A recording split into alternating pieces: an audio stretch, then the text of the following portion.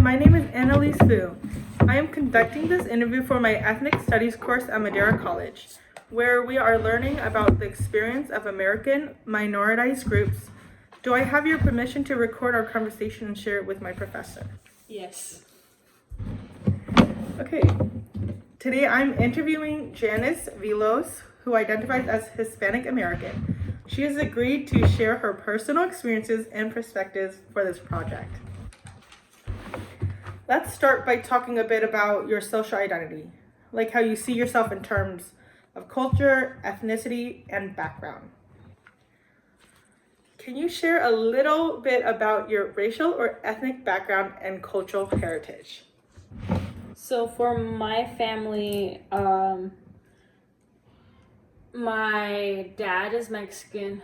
My mom is a mix of Guatemalan and Mexican and Native American. My grandma is Native American and my grandpa is Guatemalan. And yeah, that's about my cultural heritage. Okay.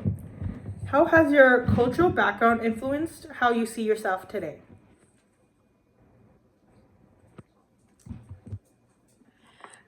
My cultural background has influenced me today is by I've always been surrounded by the Mexican culture.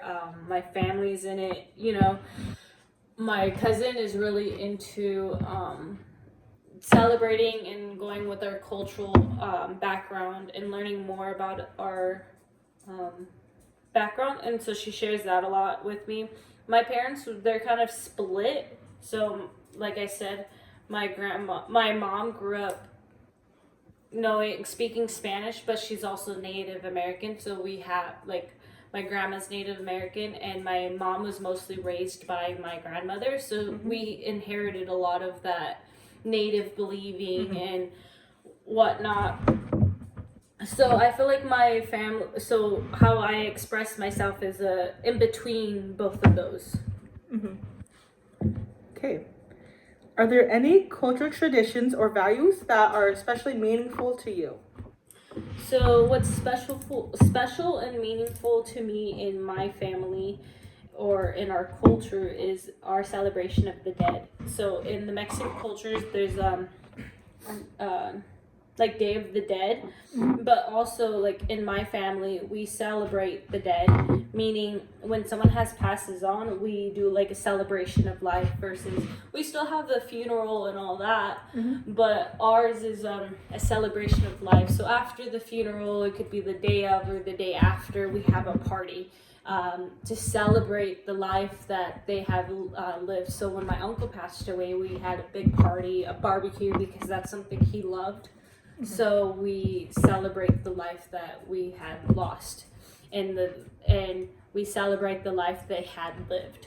So that's something that I hold very dear to me is the celebration of the dead. Okay. What did you do as a kid with your friends that lived around you?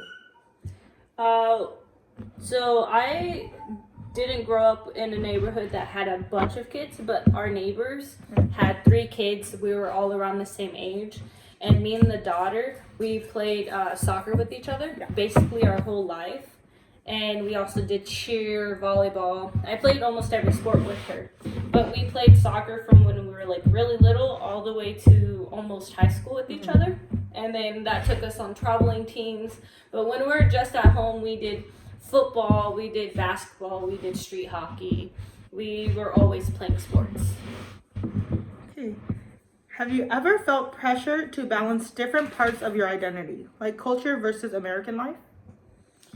At times, yeah. I can see where, like, for example, growing up, a lot of the time, my brothers would be in the front yard doing the yard work and all the fixing and whatnot, and I would be inside doing the cooking and cleaning. So I feel like that was a little pressured because I've always loved being outside more than being inside, and I love landscaping. Like I have my own garden and stuff, but because I was one of the only girls, I was always stuck inside making sure the guys had their food and breakfast and cleaning and cooking and stuff like that. So I feel like that could be pressured, because then a part of me is like, I can do whatever a man could do, but then at the same time my family is very like, oh, you're a woman, so you cook.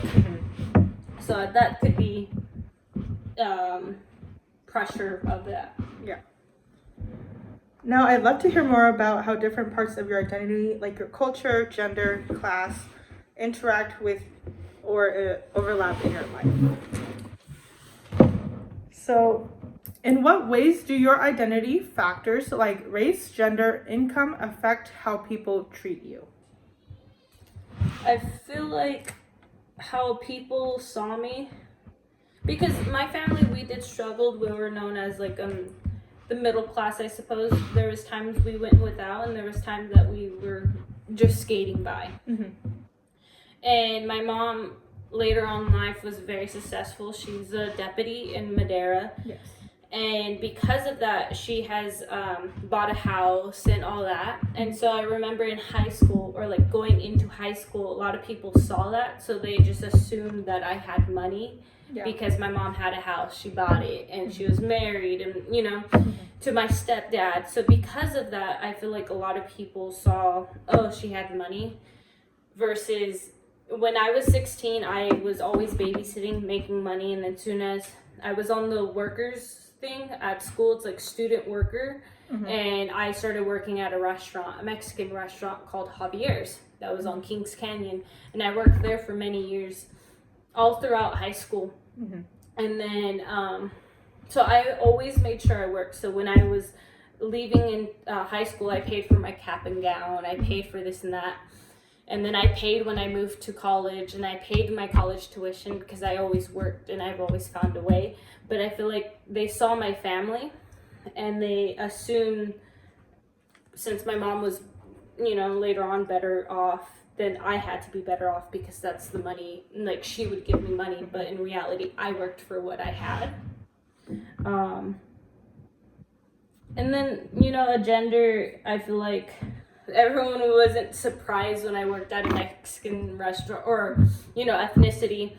And then I was a hostess and a waitress. So I feel like, but I would always say, oh, I also did bus tables, and they were surprised. And I feel like maybe because that's, a lot of people think of that as a guy's job. Yeah. So I feel like it was interesting working in a Mexican restaurant because I did almost everything. I did a hostess, a waitress, a bartender, a busser, dishwasher, and all that. Have you ever had to act different or code switch depending on who you were around? I feel like I don't know how to act sometimes between my family, or even between my fiance's family into my family, because my family isn't super, I guess, it depends who I'm hanging out with. Like my dad's family isn't super Mexican. My mom's family can be a little bit, but like I said, there's also that Native American, so it's not even fully Mexican. And then when I'm with my fiance's family, they all speak Spanish and they're like super Mexican. Same thing with my stepdad's family. They're super Mexican.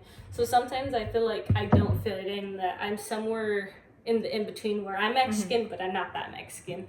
American, then I'm not that American, you know. Do you think your cultural identity is fairly represented in media, school, society, or in general? I think it's somewhere in between. I still see a lot of cultural appropriation in the media and in schools. I feel like only until recently, and I would say because of social media become more prominent in our society, that a lot of this stuff has been addressed, because there's only some movies or some things that have changed in representing different cultures, not just mine. For example, I could only name a handful of movies that nicely represent like a Mexican culture, and especially with kids, because I feel like a lot of this stuff is targeted towards kids, like Coco and Book of Life. But I feel like those two stories, even though they're beautifully written, they're about the same thing. Yeah. And then even Encanto, a lot of people think that's about Mexicans, but it's not. And so I feel like we get all lumped into this one category of being from Mexico, even though we're not. Like I said, Encanto isn't based on Mexican culture, but people are like, oh, they're talking about Mexican culture. Mm-hmm. And like I said, Book of Life and Coco are talking about basically Day of the Dead, Mm-hmm. and honoring the people we have lost. But I feel like they don't talk too much past that. Like there's more to our culture other than Day of the Dead. Okay. Next, I'd like to ask about access to things like education, job opportunities, support systems, things that shape our futures, especially within certain cultural or community backgrounds. What's your primary language? Did you ever struggle with English growing up? So my primary language growing up was English. And for me, I feel like the opposite. So it wasn't so much I struggled with Spanish growing up, or English growing up. I struggled with Spanish because my dad was very, I guess, more American, where he's like, we're in America, we don't need to know Spanish, English is the language here, so that's what we need to speak. My mom's side of the family is we need to speak Spanish, don't lose that part. But then at the same time, my mom was always gone working, so then I had no one to teach me Spanish. So now that I'm as an adult, I still try to learn Spanish, but it's hard because with Spanish and learning any other language, it's practice. Yeah. But I feel like I don't have a lot of people to practice with because not a lot of people in my community and my families that don't speak Spanish because a lot of them speak English as their first language. And so I feel like I'm stuck in that crossroads where my dad is like, no Spanish. My mom's like, you can learn. Mm-hmm. Okay. What kinds of jobs did your parents... Excuse me.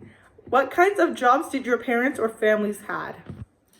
My mom first started off in the medical field. She did that for a few years when she was pregnant with my oldest brother.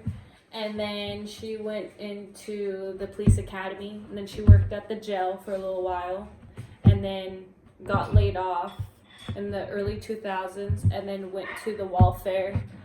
And then she did that for a handful more years, and then she's been with the Madera Sheriffs since 2015, I believe. So she's been a deputy for more than a few years.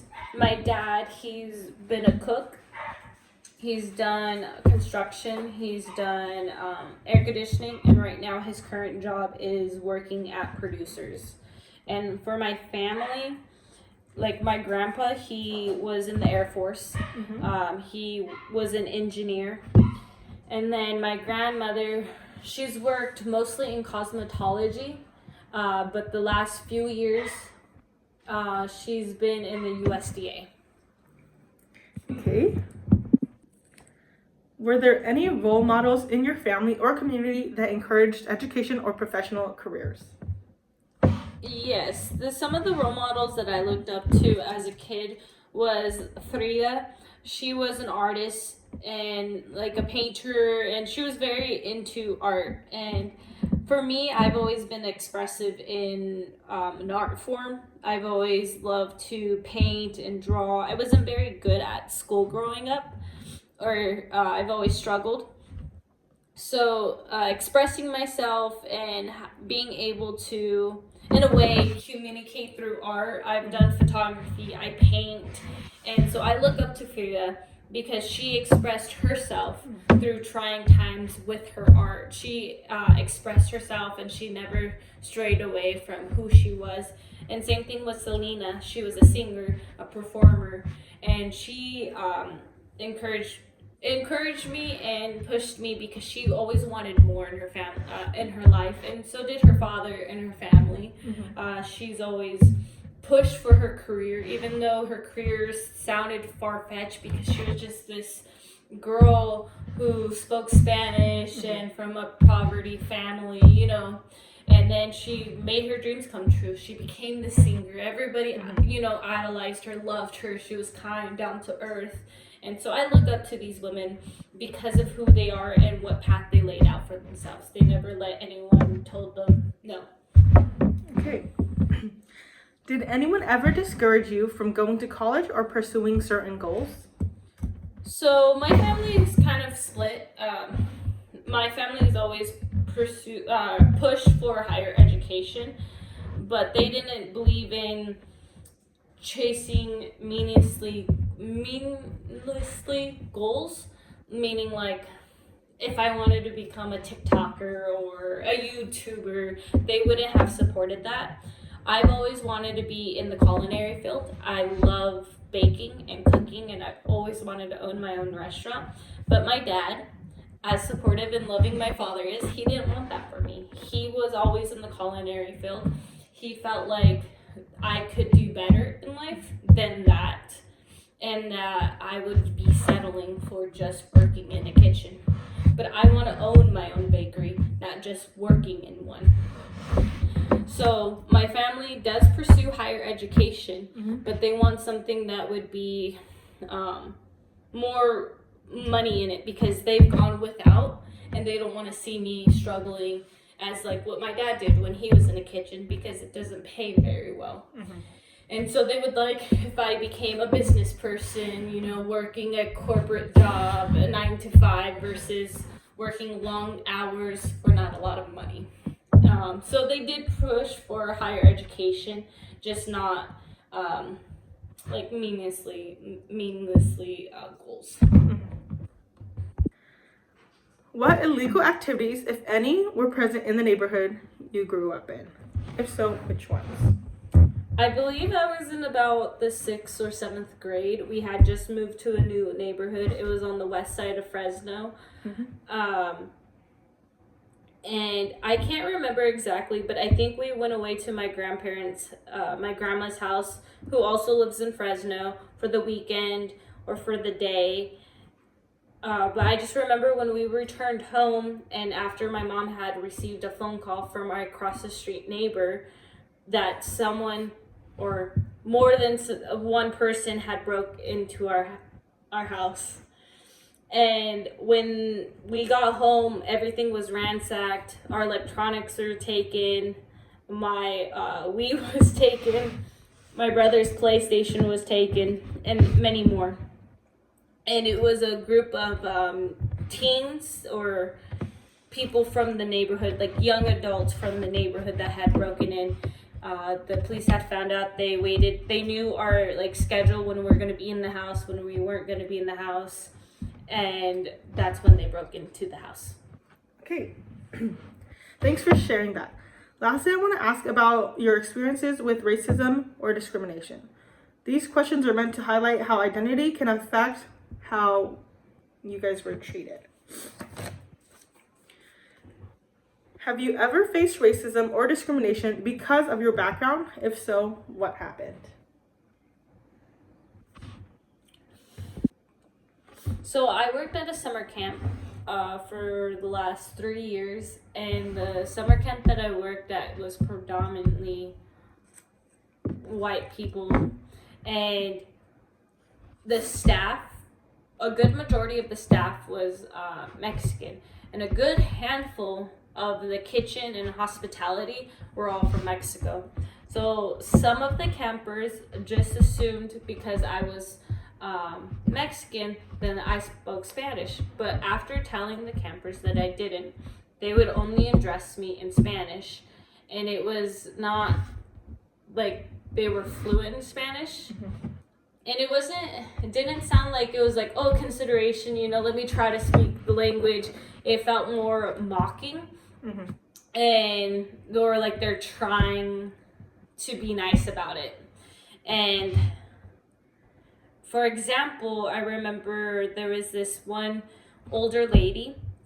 she would only address me into Spanish, even after responding and saying that I don't speak Spanish, I speak English.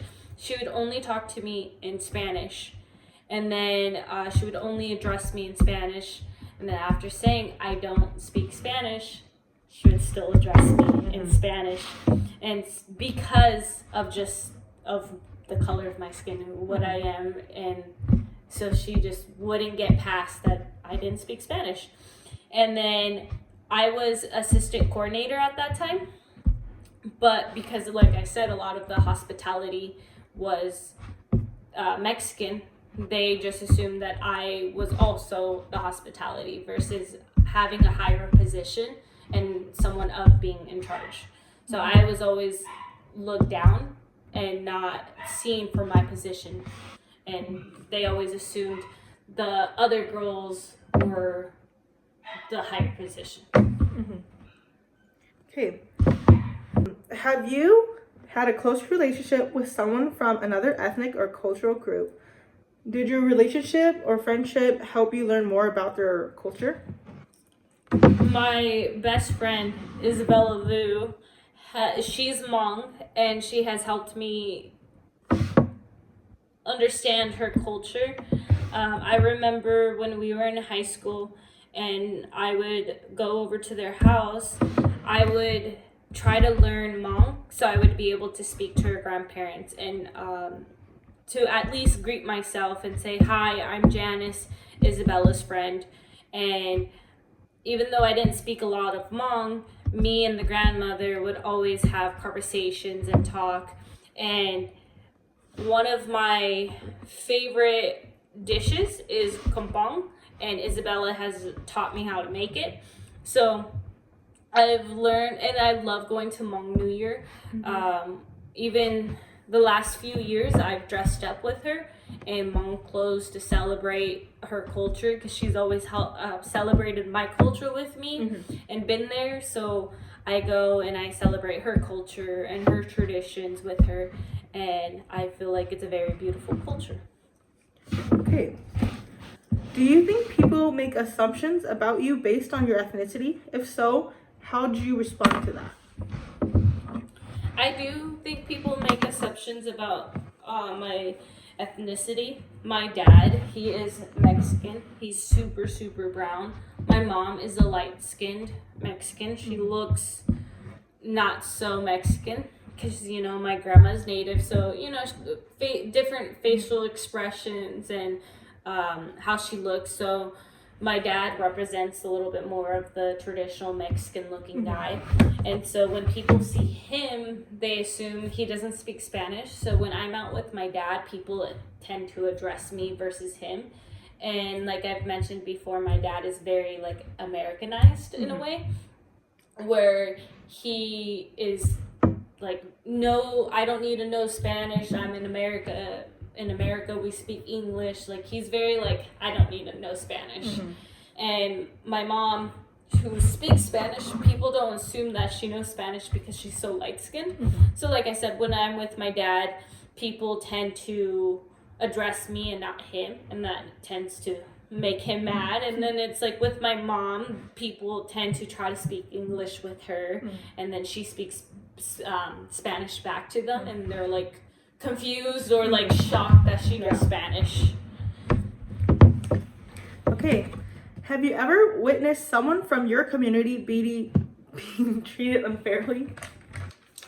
I have. When I was in high school with one of my younger cousins, he was a grade or two younger than me, and he is a very, very smart guy. He is going to school right now for mechanical engineering. He always did very good in school, and he also played a lot of sports, especially soccer. And compared to me and him, he is a lot darker than me too. I am more on the lighter side of being Mexican, you know, not that brown. My cousin, though, he is. And I remember the school denying him AP classes, and they're trying to get him easier classes, and he's never really failed any classes before. He's more of a straight A student. He's always done really good in school, but they discouraged him from taking AP classes because the regular English class was easier for him. And so I felt like my cousin was discriminated towards because of who he looked like and because he played soccer, because he did sports. So his only merit was being athletic, not because he was smart. Okay. Thank you so much for sharing all of this. Your answers sound great. Now I have one more question for you. Is there anything you want to say before we finish? Thank you for having this interview with me. I really appreciate it. Thank you.